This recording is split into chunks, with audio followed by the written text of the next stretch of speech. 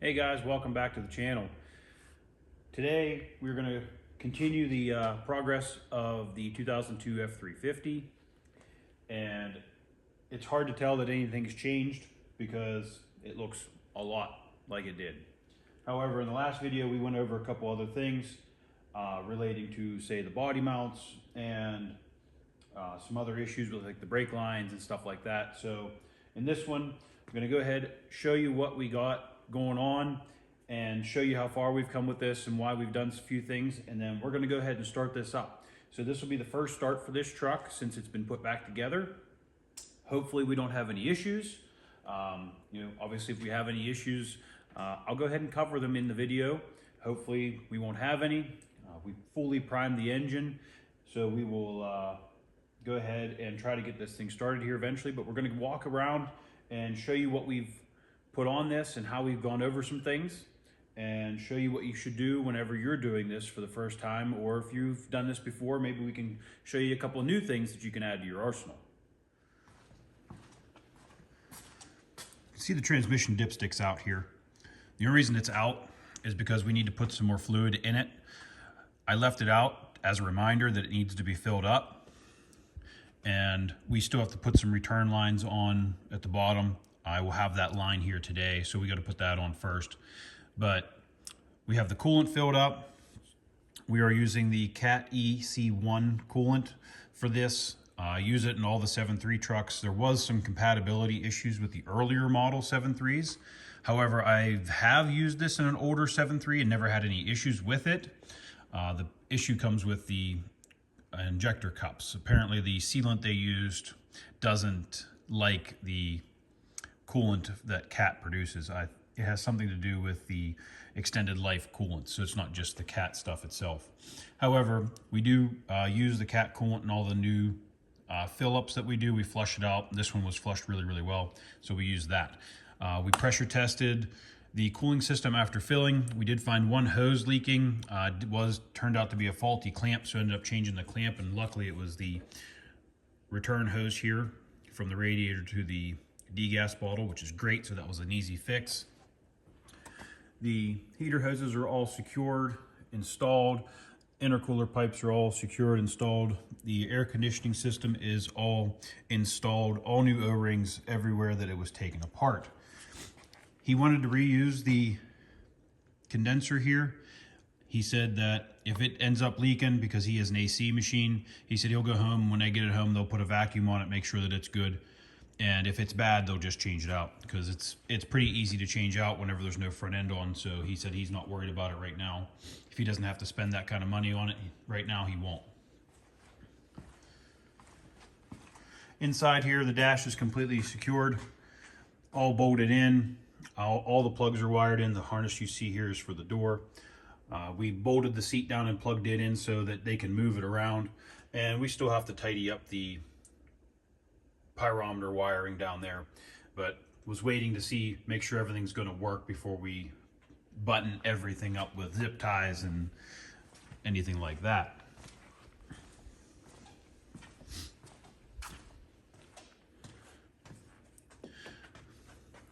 Filled up the brake fluid reservoir here and bled all of the brakes. I recently picked up a Mighty Vac pressure bleeder, and it fits onto the top of the reservoir here, uses air pressure to pressurize the system, and lets you bleed your brakes. The nice thing about that is it will push through the ABS blocks, which is great, so that you don't have any issues with the ABS system here, which makes bleeding a lot easier. So we went ahead and bled all the brakes. The truck had been sitting for a while. We did end up having some issues with the rear calipers. They had some mud dauber nests in them, or mud wasps, whatever you want to call them. They were down in the bleeder down here. They plugged it all up. They were full of mud and everything else. Ended up having to take the bleeders out and cleaning them out, and then we were able to bleed the brakes in the back here.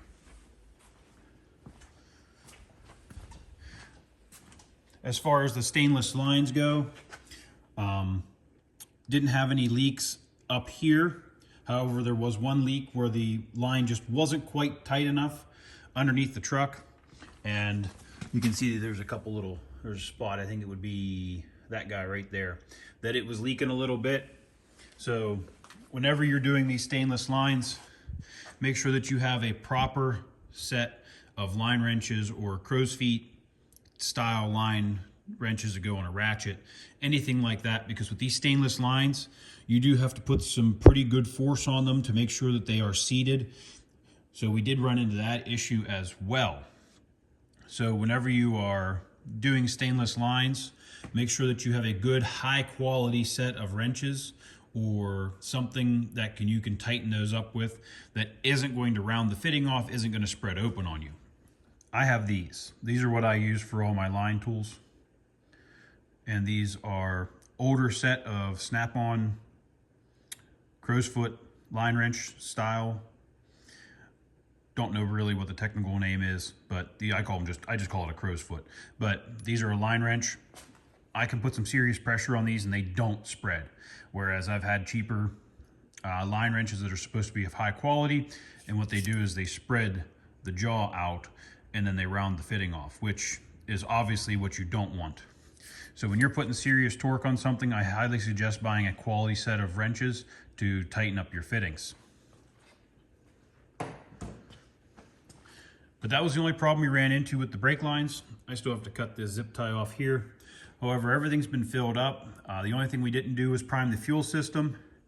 And as soon as we turn the key on, that will prime itself. We'll just leave the key sit on for a little while and you'll be able to hear the air running through everything once it gets back to the tank. Obviously, there's no battery boxes in here yet. He's supposed to be bringing me the inner fenders today, so we will be putting those in as well.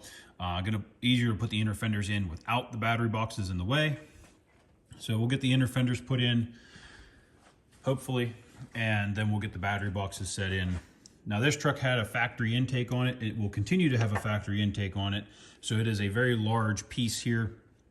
It is an air box and a plastic battery tray. So definitely waiting to put that into after the inner fender's in, because once it's all in, you can't really get into anything to move the wires around or anything like that. Obviously we can see our lines here. I did fill up this power steering system. The best thing to do is put fluid in it before you start the truck, and then jack the truck up off the ground and run the steering wheel back and forth, left and right. So just run it back and forth, try to circulate some fluid down into those lines, and run the brake pedal a little bit if you're hydro boost, and it will kind of pull a little bit of fluid. It won't do a whole lot, but as soon as you start your truck, that fluid is going to disappear.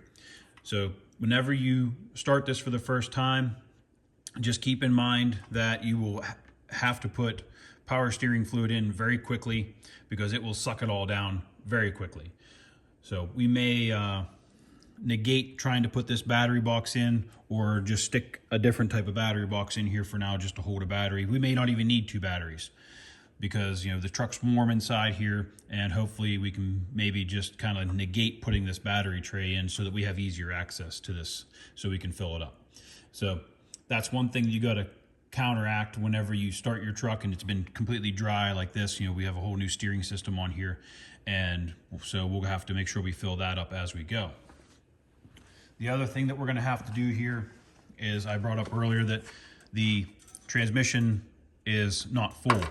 It currently has about 8 quarts of oil in it, and once we get it started, we're going to let it sit here and run for a little bit, and then we're going to add the rest of the oil back into the transmission as it runs. Now, this is why it's very, very important to have your brakes bled and ready before you start doing this, because you will have to run your transmission through the gears to get all of the fluid put through the system in the transmission, circulate it through the cooler and all the lines and all of the passages in the valve body and in the transmission. You got to get that fluid moving, so you have to run it through all the gears, and you don't want your truck to be going through your garage door or anything else for that matter. So we will be getting a couple of these other little things taken care of as we get it started. But the first thing we need to do is obviously get these inner liners in, get these battery boxes in, and get everything set up, make sure everything's good, just once over everything again, make sure everything's plugged in, make sure the map sensor here is plugged in, make sure all the plugs are plugged in, all the hoses are tight, everything's done. Like I said, we pressure tested this, made sure that it was not leaking anywhere. And after you start it, you will have to add some coolant, which is typical. You know, it's got to pump it through everything, so that's not a big deal. It's very common practice. And then also, you know, make sure after you've run it for a little bit, make sure that your engine oil is full. You know, we added a smidge more than we needed to because it will suck it down after you start it, because it's got to make sure it fills up any other little voids and anywhere that the oil hasn't flowed to yet to displace any air. Like I said, we did prime this engine prior to putting it in. Your brakes are full, so don't have to worry about the brakes. Those are done. And then, so the only things you need to worry about is your power steering and your transmission. So if you have the correct amount of oil inside your engine, like I said, when you prime it, you fill up the oil passages and the high pressure oil reservoir before you install it, and then you add your 16 quarts. So once you do that, then you know you have enough. And that includes filling up the oil filter in that 16 quarts. I always fill up the oil filter on these prior to installing it. That way it's full, you don't have to prime it. Filling up the oil filter is a plus for these, because I don't know how true this is or not. It's always been told to me that the oil filter feeds the turbo directly. So the longer it takes to fill up the oil filter is the longer everything runs dry. So there's 2 quarts in a filter for one of these. So I always fill it up. It's easier to fill it up. You can be clean about it and not have to worry about dirt. The other thing that you're going to notice here is a windshield. I had a glass guy come out here the other day and put the windshield in for me, and he put the back window in for me as well. So that's all nice and done and installed, so we don't have to try to do that ourselves. But I'm going to go ahead and cut away for now because he's not here yet, so we need to get some stuff organized. I'm going to get these transmission lines fixed up, and we're going to go ahead and get the inner fenders in and the battery boxes and get this thing ready to start. We're going to give it one quick once over to make sure, and hopefully it'll fire up the first time we try. Now, I said I'm going to be working on the transmission lines. So we'll be using 1/2 inch oil cooler line. This is a Gates product. So we're using this because we are running the larger cooler, and it's back here. It's just hard to see because of the AC. But this is the 05 to 07 power transmission cooler. And you can see it's a lot taller than the old one. The old one is sitting over here right now. So here's your old transmission cooler. This is factory for a 99 to 04. You can see how much shorter it is. It's probably about 6 to 8 inches tall. And then this other new one here is, I'd say about 20 to 24 inches tall. This is just a guesstimation. I actually did not measure these. So, but the newer style has 1/2 inch fittings down here. Okay, you can see how much bigger those are. So you need to go from 1/2 inch, and you need to adapt it down to the 3/8 that the factory uses. So you'll have to do 3/8 to 1/2 inch somewhere. You can buy adapters on Amazon if you wish, or part store, anywhere like that that sells good quality fittings. Basically you're going from 3/8 to 1/2. So you'll have to adapt from 3/8 hard line. So there's one here, and then there's one back here. You can't really see it too well. There it is, up in the top right. So one goes to one side of the cooler, the other one goes to the other side of the cooler, and you'll have to adapt from 3/8 to 1/2. For the 3/8 hose, we use an Aero-Equip line. I really like this line here. It's reinforced. It'll do a 3-inch bend radius. It's very resistant to kinking. And this stuff is high quality. It's not cheap by any means. It's very nice stuff, but it works really well. So I always use it for whenever I'm doing transmission lines, power steering lines, anything that can be flexible and rubber. You can use this with Aero-Equip's socketless hose, or Aero-Equip's socketless fittings, because this is a socketless type hose. So you can buy the Aero-Equip fittings and push it right in, and you don't even need a clamp on it. So if you need specialty ends or whatever like that, you can buy those from Aero-Equip and use this line instead. but this stuff does not degrade very quickly at all. I've never had an issue with this. It's reinforced. It's got a wear layer on the outside, high quality hose. But for the transmission line up front, we are just going to use this regular cooler hose for where it's going. To buy this in a 1/2 inch size, which this only comes in dash sizes. So this is a -6, which is 3/8. It's very, very expensive because this stuff I think is like $7. It's a couple dollars a foot. And so it's not cheap at all. Whereas this is going to be much, much cheaper if you're trying to save some money. And then I was talking about the 3/8 to 1/2 inch lines. So these are the adapters we have here. Very, very simple. Just need to go from 3/8 to 1/2. And if you are really feeling antsy and are really concerned about cooler flow, you can run this all the way back to the transmission, but you'll have to find the lines for the transmission. But we're gonna go ahead and get this stuff all sorted out here, and hopefully we'll get this thing fired up here shortly. So we're gonna try and get this thing started here. So we'll see how this goes.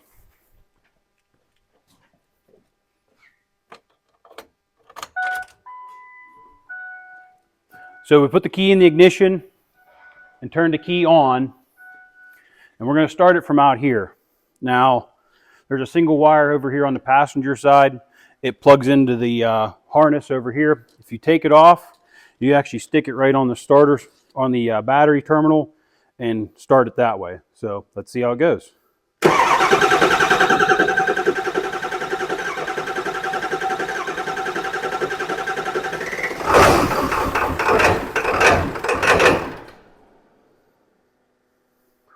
Dirt.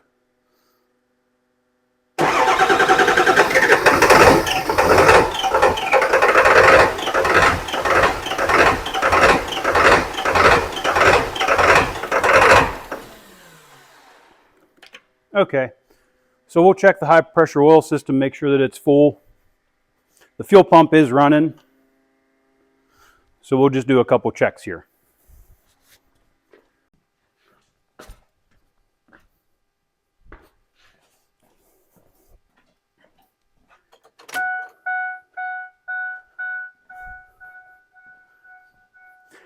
All right, so the high pressure oil pump is full.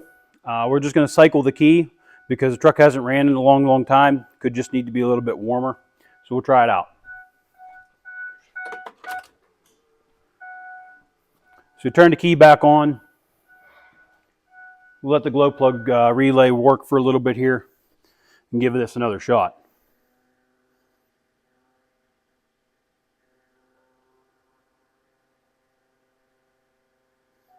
If it doesn't start this time, we'll go ahead and make sure that the fuel bowl is full.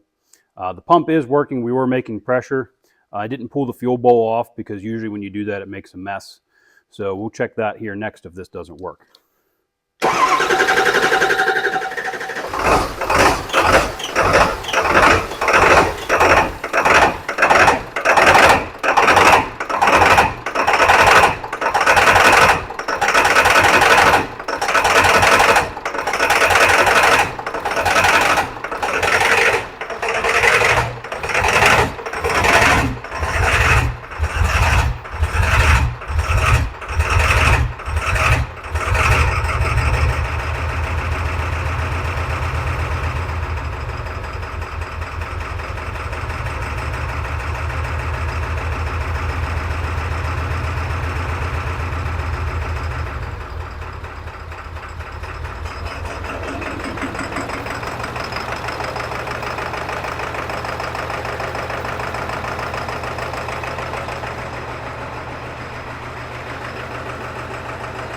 Ended up having to give it a little bit of fuel on the throttle pedal to get it running. Probably just because the injectors have been sitting empty for probably 2 or 3, 4 years now. So, but that's a first start for this truck. So we'll go ahead and start filling all the fluids up. All right, guys, so you can see we started this truck up and it ran for a little while. It started a little rocky. We let it run for about 20 minutes, maybe half an hour, just to see what it would do. Blow-by was extremely minimal. As it ran, it kept getting better and better and better. Now, it does run decent now. I said, how long has this thing been sitting? And he said it's been sitting for at least 4 years. And I mean, for a truck to fire up that's been sitting for 4 years, even though we had the whole high pressure oil system opened up, I think that's pretty good. Didn't start too bad. The blow by was extremely minimal, if at all any. So I told him, I said, you might be looking at injectors, but take it and drive it when it gets all done. Drive it and see how it does. Because I had another truck that was similar to this. Had some more miles on it, obviously, but it did the same thing. Just didn't want to start. Was very angry with starting, and would take very long time to get it started. And here it turned out that he had just had a bad set of injectors. He had a couple that weren't firing right away, and then once they get warmed up, they fire okay. So he's probably going to be looking at a set of injectors eventually, but for now, we're just going to run it and see if it clears up at all, because the truck has been sitting for quite some time. However, not too bad. We have a couple videos on this engine going through it. We've covered the bleeding procedure for adding oil into the high pressure oil system before putting it in the truck on the stand. Now, if you can't do that, take your engine out and set it on the stand, and you're servicing your high pressure oil system, such as changing injectors, not so much changing the high pressure oil pump, but you should always fill up the reservoir when you do your high pressure oil pump. However, when you're doing injectors, you drain the whole high pressure oil system for the most part, doing oil rail end plugs on the sides of the heads. That drains the high pressure oil system down. You should always fill that system up. Now, if you're doing it in the truck and you can't have your engine on the stand, Jim at Rosewood Diesel has a set of bleeders. Now, I have a set here, so let me grab them for you.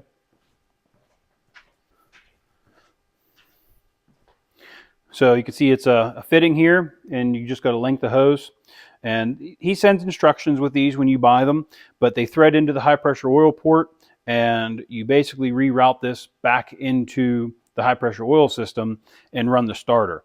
So what it does is, as it fills up the high pressure oil system, instead of firing through the injectors because you unplug some connections, it will continuously pump, but it pumps back into itself because you can't fill the whole system up. So there he has instructions on how to use these, and I have used them in the past when I was doing a service on a truck with the high pressure oil system. We did a set of injectors and used these. This works really well. If you aren't able to pull your engine out and you're going to be doing some high pressure oil system work, these are a good investment to have. They save your starter. They save a lot of screwing around. As you can see, this truck started really well. Now, granted, we didn't use these this time, but we had the engine out on a stand, so it was a lot easier to do just on the stand because we're not running the motor on the stand. So it was easier just to fill it up that way. But these do work, so if you're looking for something to make your life a little simpler and you're doing injectors and stuff like that, this is well worth the investment. But we have the truck here on the lift. We did get it moving here. Obviously, it drove over here under its own power. We didn't have any leaks, which is great. The transmission is good. Transfer case is good. No coolant leaks. The brakes are all very good. But it's up here on the lift. We have to do an alignment on it. And we're going to be doing, adjustment of the steering, and we have to get the track bar mounted in. The track bar is always a bear on the leaf spring trucks, so it'll be a lot easier to do at eye level instead of trying to roll around on the ground and do it. But we have some new hubs to put in and some odds and ends. Nothing too crazy with the front of this truck, but it is running and driving. He's going to have some work to do whenever they get it back home to finish it up. Put the fenders on the doors and everything like that. But no other issues with that. So wanted to give you an update on this truck, show you how I start these trucks up whenever you drop a motor in and you want to get it going. The priming of the oil system works really well. You can see this one started pretty quick the first time, but the injectors being a little lazy kind of made it go a little rocky. But you will have that from time to time. The past couple I've started doing it this way have fired right up and ran just fine. So hopefully you guys enjoyed this video. We're going to try and keep making videos for you guys, and hopefully you guys can take some information back and use it on your own vehicles or other people's vehicles if you have a shop. So thanks for watching, guys. I really appreciate you watching and hitting that subscribe button, and we'll catch you on the next one.